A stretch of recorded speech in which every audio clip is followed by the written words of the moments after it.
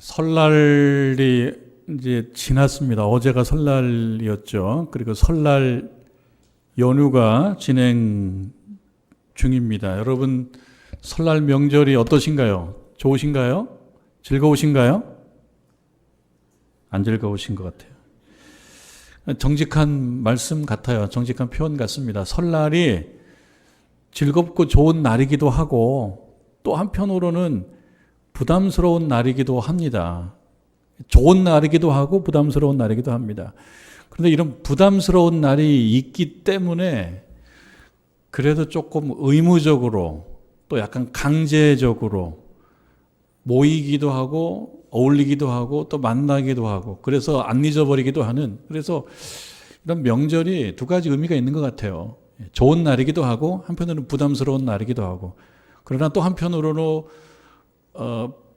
의무적으로 강제적으로 만나가지고 서로 같이 먹고 또 어울리고 하는 이런 일 때문에 관계가 또 유지가 되는 것도 사실입니다. 우리 머릿속에 있는 설날이라고 하는 그 어떤 명절 설날과 실제로 우리가 지키고 있는 이 설날이 조금 차이는 점점 나는 것 같습니다. 그럼에도 불구하고 뭐 터미널에 역에 사람들이 많이 있고 고속도로에 차들이 많이 있는 걸 보면 아직은 설날을 그래도 의미 있게 지키려고 애를 쓰는 것 같습니다. 뭐 그럼에도 공항도 붐비는 걸 보면은 설날이 또 외국으로 놀러 가는 날이기도 하고 여러 가지 복합적인 의미가 있지요. 명절은요, 또 설날 명절은 좋기도 하고 어렵기도 한 것 같습니다. 부담이 있기 때문이 그렇습니다. 설날에는 유쾌한 뉴스도 많이 있습니다. 그래서 우리 뉴스 보면은 또 밝은 모습으로 이렇게 찍죠. 아이들과 함께 한 가족이 뭐 어디 전통적인 어떤 관광지를 가서 서로 어울리는 모습도 찍고요. 그리고 또 일기예보도 보면은 한복을 입고 나와서 일기예보를 해요. 요즘에는 위에는 짧고 아래는 길고 한 이런 좀 현대식 한복을 입고 나와서 찍기도 합니다. 유쾌한 뉴스를 보내주려고 애를 쓰기도 하지만, 그러나 현실적으로 이 명절 때 또 마음 아픈 뉴스들도 제법 많습니다. 여러분 그렇지 않나요? 만나서 모여서 갈등하다가 그 갈등을 잘 관리하지 못해서 이것이 사고가 되고 사건이 되는, 그래서 뉴스가 되는 경우도 좀 있습니다. 그래서 이 설날은 즐겁기도 하면서 또 의미 있기도 하지만 또 한편으로 부담이 되기도 하고 이런 좀 복합적인 날 같습니다. 여러분, 가족 그리고 또 가까운 사람, 우리가 일반적으로 얘기하면 이 가족과 가까운 사람은 소중한 존재인 것입니다. 조금 떨어져 있으면 더 많이 그 가치를 느끼게 되고 의미를 알게 되는 것이 가족이고요. 또 가까운 사람들입니다. 우리 교회 공동체를 하나님의 자녀로 생각하고 다 가족이라고 본다 그러면 마찬가지입니다. 이 교우들도 우리에게 소중한 존재인 것입니다. 그러나 또 한편으로 아주 현실적으로 보게 되면 가족이나 가까운 존재는 그렇지 않으면 주고받지 않을 상처를 주고받기도 하는 존재이기도 합니다. 그래서 명절이 두 가지 면이 있듯이 가족도 마찬가지로 두 가지 면이 있고요. 가까운 구성원들끼리도 두 가지 의미가 있습니다. 소중한 존재이면서 또 힘든 존재이기도 하다라고 하는 것입니다. 어떤 구성원은 내게 불편함을 주기도 하고 상처를 주기도 하고 또 서운하게 하기도 합니다. 그래서 나에게 상처를 주고 나에게 서운하게 한 사람에게 누가 잘하면은 그게 또 밉상이에요. 그게 또 마음에 안 들기도 한 존재인 것입니다. 하나님께서 오늘 본문의 말씀을 통해서 우리에게 주는 교훈이 있고요, 결론이 있습니다. 그것은 뭐냐면, 간단하게 얘기하면요, 그 누군가가, 이 자리를 떠난 그 누군가가 마음을 고쳐먹고 돌아온다면 진심으로 반가워하고 기뻐하고 같이 즐거워하라 라고 하는 것입니다. 명절이 부담스럽기도 하고 그렇지만, 그러나 나에게 함께 가라고 맺어주신 어떤 가족 구성원들, 또 가까운 우리 공동체 구성원들이 있다 그러면 때때로 나의 마음에 안 들 수도 있습니다. 상처를 주기도 합니다. 그럼에도 불구하고 그가 원위치로 돌아오게 되면 맞이하고 기뻐하고 함께 즐거워하라. 그리고 함께 즐거워할 때 필요한 것이 먹고 마시는 거예요. 먹고 마시는 게 필요해요. 같이 먹고 마시도록 해라. 그것이 쉽지는 않습니다. 그러나 쉽지 않은 그 일들을 통해서 우리의 관계가 유지가 되고, 관계가 유지가 될 때 내가 혼자가 아닌 거예요. 살 수 있는 거예요. 그렇게 교훈적으로 말씀하시는 것입니다. 우리에게 얘기합니다. 우리는 서로 얘기해요. 목사님, 그거 쉽지 않습니다. 그거 어렵습니다. 그 어떤 사람이 원위치로 돌아올 때 내가 그를 맞이하면서 기뻐하고 손잡아주고 반가워하는 거, 목사님 그거 쉽지 않아요 라고 얘기할 것입니다. 그러나 제가 반복적으로 말씀드립니다. 쉽지 않습니다, 어렵습니다 라고 하는 그 말의 함정에 빠지지 말라고. 그래서 어쩌라는 거예요. 쉽지 않기 때문에, 쉽지 않지만 해내겠습니다 쪽으로 결론이 가는 거예요? 아니면 쉽지 않아요, 어려워요, 나한테 요구하지 마세요, 그렇게 갈 것인지. 그 함정에 빠지지 마야 됩니다. 쉽지 않음의 함정, 어려움의 함정에 빠지지 않아야 됩니다. 신앙생활도 마찬가지입니다. 목사님 요즘 신앙생활하기 어렵습니다. 그걸 누가 모릅니까? 저도 압니다. 서로 이해합니다. 요즘 신앙생활하기 어렵습니다. 그러나 어렵다는 말에 함정에 빠지면 안 해버려요. 어렵기 때문에 어떻게 하겠다는 거예요. 어렵기 때문에 반기지 않고, 어렵기 때문에 만나지 않고, 어렵기 때문에 즐거워하지 않고, 어렵기 때문에 나오지 않고, 어렵기 때문에 예배드리지 않고. 이해할 만하거든요. 이해할 만하다라고 하는 말의 함정에 빠지면 안 됩니다. 우리 하나님께서는 말씀을 통해서 이야기합니다. 그러나 그럼에도 불구하고 그리하는 것이 마땅하다. 그게 결론이에요. 그럼에도 불구하고 그렇게 하는 것이 마땅하다. 목사님, 그 마땅한 것이 어려워요. 그러나 마땅하기 때문에 그렇게 하는 것입니다. 그렇지 않으면 우리가 하나님의 자녀일 수가 없어요. 하나님의 말씀을 듣지 않는 자가 어떻게 하나님의 자녀가 될 수가 있겠습니까? 마땅하다라고 말씀하시는 것을 듣고 그거 어려워요 라고 하는 말의 함정에 빠지지 않아야 된다. 신앙생활도 마찬가지입니다. 그거 어려워요, 목사님. 아니, 어떻게 예배 꼬박꼬박 드리고 기도의 자리에 참석하고 또 하나님께 또 때때마다 헌신하고 어떻게 그것이 쉽습니까? 어렵습니다. 알아요, 저도. 그렇지만 쉽지 않습니다, 어렵습니다의 함정에 빠지면 없어져 버려요. 그러한 삶이 없어져 버려요. 여러분, 우리 남은 인생 다들 조금씩 줄어가고 있지 않습니까? 하나님께서 마땅하다라고 하시는 그 길로 가시는 저와 여러분 되기를 주님의 이름으로 축원합니다. 여러분, 오늘 말씀은요, 그 이야기를 하기 위한 예수님의 비유입니다.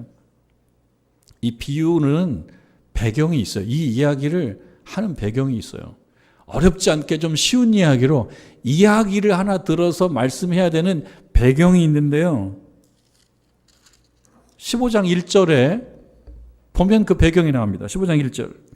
모든 세리와 죄인들이 말씀을 들으려 가까이 나오니. 모든 세리와 죄인들이 말씀을 들으려고 가까이 나오는데요. 이것도 배기 싫은 거예요. 어떤 사람이 올 때는, 아니 왜 모든 세리와 죄인이 왜 나와? 왜 물을 흐려? 이것도 배기 싫은 거예요. 누군가의 눈에는. 여러분들은 어떻습니까? 모든 세리와 죄인들이 예수님께 나오면 그거 배기 싫습니까? 여러분 마음은 어떠세요? 그런데 이거 보기 싫은 사람이 있어요. 이거 보기 싫어가지고 이거 가지고 또 시비 거는 사람들이 있었습니다. 유대주의자라고 얘기하기도 하고, 또 말씀에 따르면은 바리새인과 서기관들, 뭐 쉽게 얘기하면 반듯한 사람들이에요. 누가 볼 때 좀 품이 있으려고 애를 쓰는 사람들이에요. 품이 있으려고 애를 쓰는 그 어떤 사람들이 예수님께 이런 사람들 나오는 것이 배기 싫은 거예요. 보기 싫으면 그냥 보기 싫은 걸로 하고 가면 되는데, 이 어떤 사람들은 또 열심히 있어요. 이거 그냥 둘 수가 없어요. 시비를 걸어요. 왜 그런 사람들과 어울리냐고. 그렇게 그렇게 시비를 거는 것입니다. 그래서 15장 2절에 보면 바리새인과 서기관들이 수군거려서 그 뜻이 맞는 사람들이 있어요. 한두 명이 아닌 거예요. 수군거릴 정도의 마음 맞는 조금 삐딱한 사람들이 모여 있어요. 어느 사회나 그렇습니다. 어느 사회나 수군거림이 없는 사회가 어디가 있어요. 근데 여기에 너무 재미를 붙이면 안 돼요. 수군거리는 것도 재미있어요. 내가 수군거리면서 이 수군거림에 동의를 받으면 이것도 또 재미가 나요. 그래서 계속 수군거려요. 가속도가 붙어요. 수군거려서 이르되 이 사람이 죄인을 영접하고 음식을 같이 먹는다. 요거 못 받아들이겠다는 거예요. 아니 왜 이 사람들하고 어울려서 음식을 같이 먹냐는 거예요. 마음에 안 드는 거예요. 마음에 안 들어요. 여러분 마음에 안 들면 어떡합니까? 마음에 안 들면 마음에 담아두기만 하면 되는데 이것도 전도하죠. 같이 마음에 들지 말자고. 좋은 쪽으로 전도하는 게 아니라 이건 마음에 안 드는 상황이니까 이건 못마땅한 데모를 같이 해야 돼. 라고 이야기를 하고 행동이 옮겨요. 그러니 예수님께서 이 상황을 그냥 둘 수 없기 때문에 말씀하시는 거예요. 뭐라고 얘기합니까? 이 유대주의자들아, 이 바리새인과 서기관들아, 왜 하나님의 말씀을 공부하고 왜 하나님의 말씀을 연구하냐는 거예요. 배타주의가 되려고? 배타주의자가 되려고 하나님 말씀을 공부하고 연구하고 그렇게 교회를 다니냐는 거예요. 역설적인 거예요. 아이러니한 거죠. 아니 하나님 말씀을 읽고 연구하는 사람이 점점점 배타주의자가 된다? 이거 아니라고 하는 얘기를 해주고 싶은 겁니다. 이건 잘못된 거라고. 왜 배타주의자가 되냐고. 포용주의자가 돼야지. 잘 못 알아들으니까 예화를 몇 가지 들어줍니다. 그 세 번째 예화가 오늘 우리가 읽은 잘 알려진 무슨 말씀이에요? 돌아온 탕자. 나중에 이 제목이 꼭 맞는 제목은 아닙니다. 돌아온 탕자 이야기인데요. 사실 이 얘기를 들어야 될 사람은 어떤 사람들이냐면 예수님과 함께 어우러져서 같이 밥 먹고 즐거워하고 기뻐하는 사람들을 보고 못마땅해 하는 사람들을 향하여 주시는 말씀이니까 사실은 이 말씀의 핵심은 돌아온 탕자에 있는 것이 아닌 거죠. 여러분 잘 알고 있는 내용이지만 한번 같이 복습하겠습니다. 한번 복습하겠습니다. 15장 11절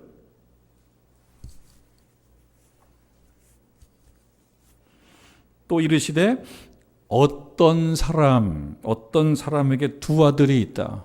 이렇게 시작합니다. 이야기입니다. 이야기. 어떤 사람에게 두 아들이 있다. 이 이야기가 예수님 살던 시대에 잘 알려져 있는 이야기인지 또는 예수님께서 급하게 만드신 이야기인지에 대해서는 잘 모르겠어요. 근데 어쨌든 예수님께서 이야기를 하시는 거예요. 어떤 사람에게 두 아들이 있는데 어느 날 둘째 아들이 아버지에게 나에게 나중에 주시려고 하는 재산을 지금 주세요라고 요구하는 겁니다. 아버지가 그 살림을 각각 나누어 주었더니 12절에 보면 아버지가 살림을 나눠줍니다. 나에게 내가 받아야 될 분깃, 내게 돌아올 분깃, 내게 할당될 유산 미리 좀 주세요. 미리 좀 주세요. 뭐 깊은 뜻이 있겠죠. 이 아들이 뭐 나름대로 생각이 있는 모양이에요. 미리 좀 받아서 뭘 하려고 하는 것 같아요. 미리 좀 주세요.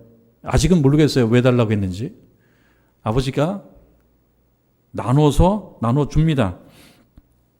그리고 13절에 그 며칠이 안 되어 둘째 아들이 재물을 다 모아가지고 먼 나라로 떠납니다. 여기까지만 보면 뭐 그럴 수 있다라고 생각합니다. 그럴 수 있다. 아니 아들에게 무슨 특별한 계획이 있나 보다. 그래서 아버지의 재산을 미리 받아서 나가는 거죠. 근데 그 다음 말씀 보면은 그렇지 않은 것 같아요. 가서 허랑방탕하고 재산을 낭비했어요. 허랑방탕하고 재산을 낭비한 거 보니까 문제가 있습니다. 그런데 허랑방탕하고 재산을 낭비했는데 거기에 엎친 데 덮친 격으로 그 나라에 크게 흉년이 들어서 이제 거렁뱅이가 되는 겁니다. 빈털털이 거렁뱅이가 됐어요. 그때 이제 아들이 정신이 바짝 나요. 인생이 힘드니까 정신이 바짝 나요. 인생이 힘들어서 정신이 바짝 나는 것이 나쁘지 않습니다, 여러분. 우리가 살아가면서 있을 땐 잘 모르는데 없을 때라도 정신이 들어야죠. 신앙생활도 그렇습니다. 신앙생활도 뭐 여유가 있을 때 신앙생활 잘 조금 못할 수도 있는데 여유가 없어졌을 때도 못하면 그건 문제죠. 정신이 좀 나야죠. 그때는 내가 하나님 뜻을 따라서 살지 못했구나라고 그때쯤이면 마음 먹어주는 게 좋죠. 어려운데도 마음 안 먹어주면 어떡합니까? 그러니까 이 둘째 아들이 정신이 바짝 난 거예요. 나 이러다 죽겠네. 그래서 이때 먹고 살기가 힘들어서 어떤 사람에게 나를 좀 고용해 달라고 여기 보면 돼지를 쳐요. 들러나가 돼지를 쳐요. 이런 일까지 하면서 돼지들이 먹는 여기 말씀에 나오면 쥐염 열매라고 그러는데요. 돼지들이 먹는 열매인 모양입니다. 돼지들이 먹는 거라도 내가 좀 먹었으면 좋겠는데 이것마저도 그 주인이 허용을 안 해주는, 그러니까 돼지들이 먹는 열매로도 배를 채울 수 없는 매우 열악한 상황, 정말 거렁뱅이가 된 겁니다. 참 낮아진 겁니다. 그때 드는 생각이죠. 정신이 나서 내가 아버지 집에 있었다면 이런 거 생각하지 않았을 텐데, 후회하는 거죠. 후회. 살면서 우리가 후회할 때가 참 많습니다. 어쩔 수 없어요. 후회 안 하고 살면 좋지만요, 후회가 됩니다. 문제는 후회가 되는 그 시점에 내가 이 후회를 어떻게 관리할 거냐, 후회 이후를 어떻게 살아갈 거냐라고 하는 거죠. 후회 자체가 없으면 좋지만 기왕에 후회를 했다 그러면 후회한 이후에 어떻게 살아갈 거냐, 그 후회가 막 되는 거예요. 아버지 집에 있었다면은 나 먹는 거 걱정 안 했을 텐데. 그러면서 드는 생각은 아버지께 머리 숙이고 들어가자. 아버지께 머리 숙이고 들어가며, 아버지, 이제는 제가 아버지라고도 못하겠습니다. 아들을 대우받을 자격도 없는데 저를 그냥 품꾼으로 써주시면은 제가 열심히 일하겠습니다 라고 하자. 그런데 그때부터는 아버지가 아니네요. 주인님이 되는 거예요. 주인님. 아버지라고도 못 부르는 거예요. 이제는 주인님이라고 하고 나를 품꾼으로 써달라고 하면 먹는 거 걱정은 안 하지 않겠냐. 아버지가 받아주실 수 있으시다면, 받아주신다면 그게 너 나한테 좋은 거지. 그렇게 마음 먹고 돌아갑니다. 돌아가요. 잘한 거죠. 이것도 쉬운 결정은 아닙니다. 돌아가요. 그런데 돌아가면서 또 이제 화면이 아버지 쪽을 비춰요. 아버지가 오늘 말씀에 의하면 20절로 보겠습니다.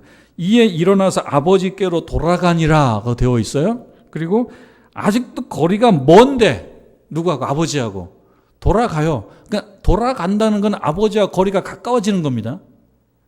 가까워지고는 있지만 아직은 멀어요. 그런데 아버지가 그 아들을 알아봐요. 알아보면서 아버지의 마음에 어떤 마음이 생기냐면 그를 보고 측은히 여기는 마음. 이것이 우리가 살아가면서 꼭 필요한 마음입니다. 긍휼히 여기는 마음, 측은히 여기는 마음, 컴패션. 사람을 사람답게 만드는 감정입니다. 측은히 여기는 마음, 컴패션.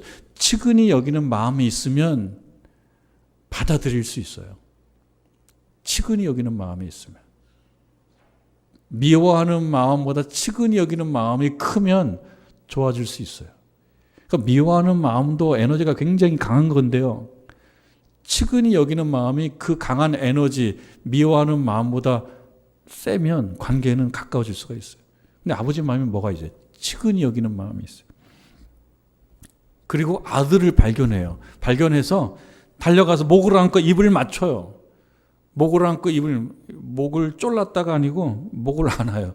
목을 쫄르면은 이 녀석 너 죽어봐라. 그런데 그게 아니고 목을 안아주고 입을 맞춰요. 그때 아들이 아버지에게 아버지 정말 잘못했다고, 아버지 정말 잘못했습니다라고 회개를 해요. 이 이야기를 들어줍니다. 아버지가. 아버지니까 좀 멋있습니다. 아버지가 종들에게 이릅니다. 제일 좋은 옷을 입혀주고 손가락에 가락지를 끼워주고 또 발에 신을 신겨주고 잘 그러면서 뭐라 그러냐면 살찐 송아지 잡자. 살찐 송아지. 송아지가 여러 마리가 있었을 텐데 이 살찐 송아지는 좀 운이 없어요. 너무 살이 찐 송아지는 운이 없는 거예요. 이 송아지가 하여튼 이 이야기에서 제일 불행한 존재는 살찐 송아지야. 살찐 송아지가 잡혀서 이제 잔치가 되죠. 송아지를 잡아서 잔치를 합니다. 잔치를 하는 거예요. 그럼 24절에 보니까 이 아들이 죽었다가 다시 살아났으며 내가 잃었다가 다시 얻었다. 그러니까 종들도 다 즐거워합니다. 그런데 이제 이 장면이 바뀌어요. 무슨 뭐 연극이나 오페라로 얘기하면 1막 지나고 2막. 그러면서 무대가 바뀌는 겁니다. 그래서 카메라가 어디를 찍냐면 장남을 찍어요. 장남. 둘째 아들하고 아버지와 이런 문제가 생겼고요. 장남은 일을 하다가 돌아오고 있는 거예요. 밭에 가서 일을 하다가. 25절 맏아들은 밭에 있다가 돌아와 집에 가까이 왔을 때에 풍악과 춤추는 소리가 있어요. 풍악과 춤추는 소리. 이게 뭐지? 평상시하고 다른 소리예요. 풍악과 춤추는 소리가 있어서 한 종을 불러서 물어봅니다. 무슨 일이냐고. 그러니까 종이 얘기합니다. 동생이 돌아왔습니다. 동생이 돌아왔는데 주인님이 아버지가 동생을 보고 건강히 돌아왔다는 그 사실 하나만으로 다른 거 없어요. 그냥 건강히 돌아왔다는 그 사실 하나만으로 너무 기뻐서 살찐 송아지를 잡고 가락지를 껴주고 옷을 입혀주고 또 이렇게 잔치를 벌이는 그런 중입니다. 자, 이제 모든 카메라는 이제 장남을 향하고 있습니다. 장남. 장남의 반응을 우리도 보는 거예요. 장남의 반응. 장남의 반응을 봅니다. 28절에 장남의 반응은 그가 노하여 이렇게 되어 있습니다. 그가 노하여. 노하여는 뭡니까? 화가 났다는 거죠. 성질이 나는 거예요. 집에 들어가려고 안 합니다. 나 안 들어가. 나 이런 집에 안 들어가. 이게 뭐야 이게. 이게 뭐야. 이 상황이 마음에 안 드는 거야. 이 상황이. 이 상황이 마음이 나 안 들어가 이제는. 내가 왜 이렇게 살아야 돼 내가? 왜 나만 이렇게 살아야 돼? 나 그동안 열심히 살아왔는데 왜 나만 이렇게 살아야 돼? 폭발하는 거예요.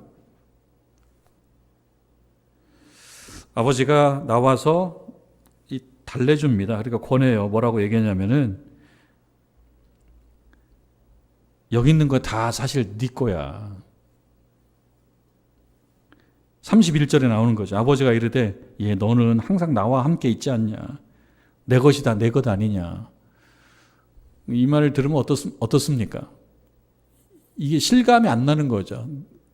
나의 것이 다 네 것이야 라고 하는 것이 실감이 되면 이 모든 것이 정리가 되는데 실감이 안 되는 거죠. 실감이.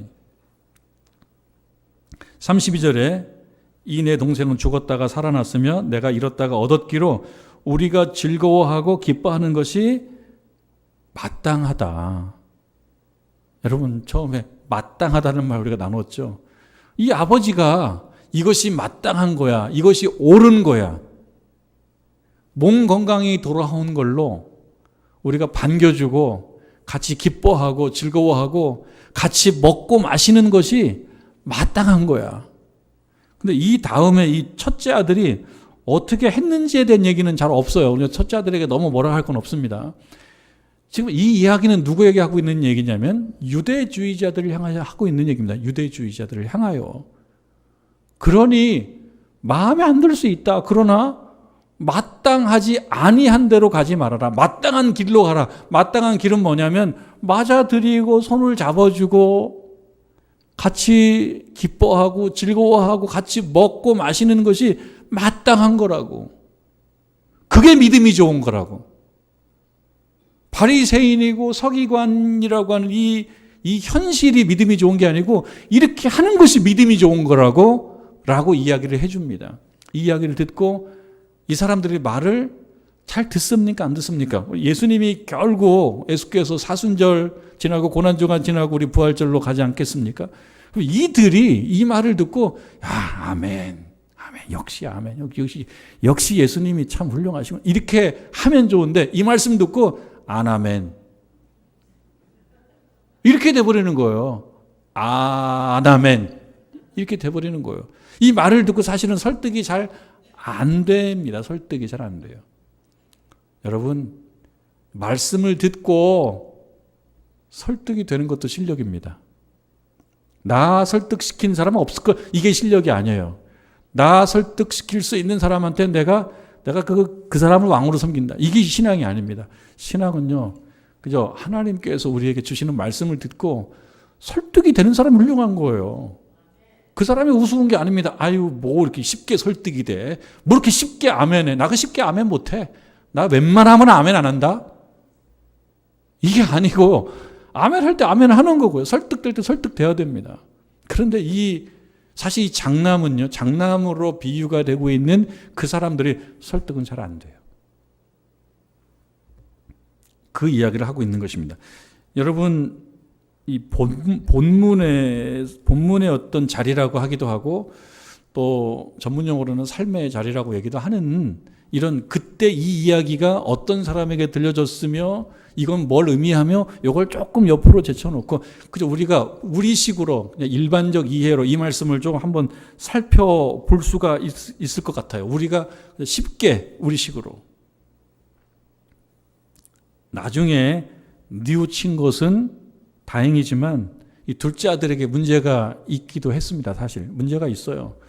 재산을 달라고 한 것, 재산을 좀 미리 분배해 달라고 할 수 있다고 생각합니다. 그러나 때가 아직 아닌데 재산을 분배를 받아가지고 떠나버리는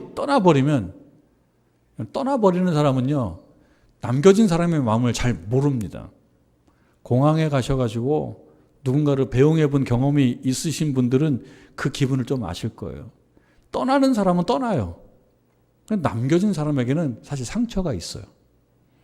그러니까 이 아버지와 가족들에게 그 어떤 낯설음과 허전함, 이게 남겨지는 거에 대한 배려가 이 아들 별로 없어요. 차남을 볼 때. 그런 아쉬움이 있습니다. 그럼에도 불구하고 이 차남이 원대한 미래에 대한 포부가 있어서 미리 좀 재산을 받아서 이걸 가지고 뭔가 크게 해보고 싶었다? 거기까지 생각했는데 이해할 수가 있습니다. 그럴 수 있다. 비록 남은 자들의 마음에 상처가 있어도 뭔가 큰 뜻이 있나 보다.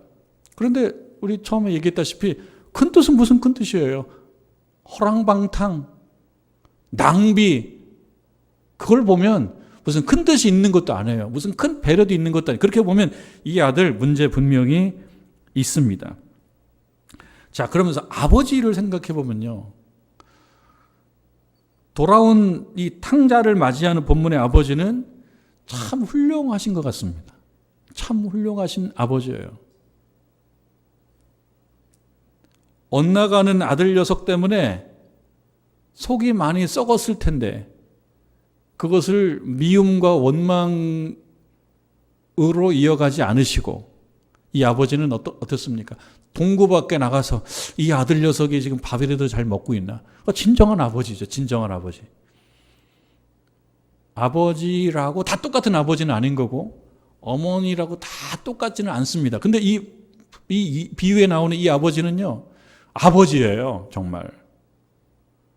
그냥 한 남자가 아니고 아버지예요. 아버지는 누구를 전제합니까? 자식을 전제합니다. 자식이 없으면 아버지가 아니죠. 근데 그 자식을 어떻게 합니까? 끌어안으시는 분이죠. 끌어안으시는 분. 우리가 배워야 될 부분입니다. 처음에 돌아가서 말씀드립니다. 그거 어려워요, 목사님. 어려워요의 함정에 빠지지 말라니까요. 누가 어려운 거 모른답니까? 다 알죠. 어렵죠. 어렵기 때문에 어떻게 하겠다는 거예요. 어렵다는 말, 이해할 만하다는 말에 함정에 빠지면 안 됩니다.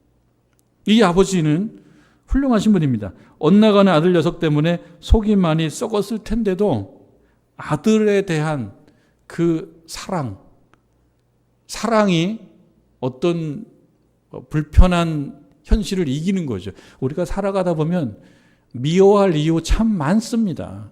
미워할 이유. 근데 내 자신이 미워할 이유라고 했다라고 해서 그것이 꼭 정당한 것도 아니면서 나는 미워할 이유가 있다라고 믿는 그 미워할 이유 참 많습니다. 그렇게 따지면 우리가 이 세상 살아가면서 사랑할 수는 없어요. 사랑은 뭐냐면 미워할 이유를 누를 수 있는 게 사랑인 거죠. 그럴 만하기 때문에 좋아하는 건 그걸 사랑이야. 그 충분한 사랑이 아니죠. 충분한 사랑은 무엇입니까?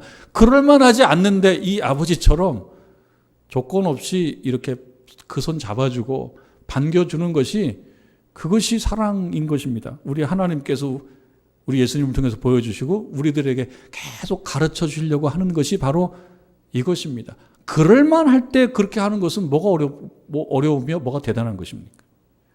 그럴 만하지 않을 때 손 내미는 것이 그게 잘하는 것이죠. 그런 의미로 볼 때 이 비유에 나오는 이 아버지는 멋있는 아버지입니다. 정말 아버지예요, 이분은.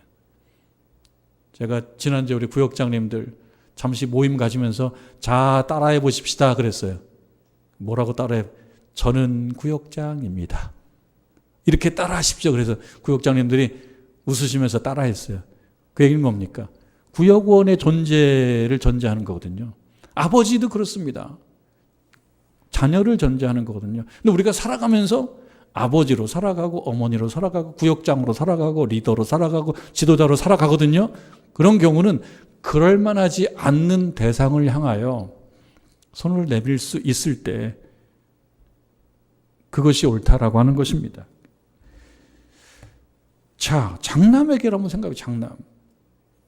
우리가 답을 알고 봤을 때는 이 장남은 유대주의자들 혹은 바리새인들, 서기관들을 겨냥한 듯 하기 때문에 이 아들에 대해서 일단 약간 선입견, 부정적 선입견이 있을 수 있지만, 그러나 다 좀 제쳐놓고 생각해 보면 이 장남 좀 이해가 가지 않나요? 속이 시원하지 않나요? 그래, 맞아, 이렇게 마음 먹어줘야 돼. 그 녀석, 맞아, 이 형도 지금 일하고 있는 판에 뭐 재산을 나눠달라고 해가지고 저기 가가지고 허랑방탕, 만나면 화를 내주고 받아들여지지 말고 외면하고, 이 모습을 통해서 카타르시스가 느껴지지 않나요? 형 잘했다, 박수, 박수. 옳은 것은 둘째치고, 우리가 꼭 옳은 것만 갖고 기쁜 건 아니에요. 옳은 건 둘째치고, 그래, 이 못된 녀석에 대해서 이렇게 좀 야멸차게 해주는 거, 이거 필요해. 이거 필요해. 이 인생이 그런 거지 뭐. 그래서 이 장남, 이 첫째 형을 보고 손바닥을 칠 수가 있어요. 그럴듯합니다. 그럴듯해요. 이해가 돼요. 왜? 자기는 이 장남 이야기했던 것처럼 나가서 그렇게 열심히 일하고 늘 아버지에 충성했는데, 이 장남 말대로 염소 한 마리에 대접받지 못하고 살아온 거예요. 염소 한 마리에 대접받지 못했는데 전혀 그 세계에는 살찐 송아지를 잡아준다? 그 성질나는 얘기죠. 여러분, 그런 맥락에서 그런 의미로 여러분들 성질날 때 좀 있지 않나요? 교회에서도 그러지 않나요? 아니, 목사님이 말이야 나를 대우해 주셔야지, 저분을 대우해 주고, 내가 말이야 우리 교회에서 정말 아주 보이지 않게 늘 헌신적으로 일했는데 말이야 나한테는 살찐 송아지 뭐 염소는 뭐 치킨 한 마리도 아니고 피자 한 판도 안 사주시면서 말이야. 그런 마음이 들 수가 있단 말이죠. 그런 마음이. 그러니까 이해가 돼요, 이 장남이. 근데 여러분, 말씀드렸습니다. 이해가 돼요의 함정에 빠지지 말라고. 이해가 됩니다. 어쩌면 이 아들의 모습이 우리의 모습이에요. 이 장남의 모습이 딱 우리의 모습이에요. 내 마음. 박수 치고 싶어. 이 아들 멋있어요. 이 아들 얼마나 멋있게 화를 냅니까?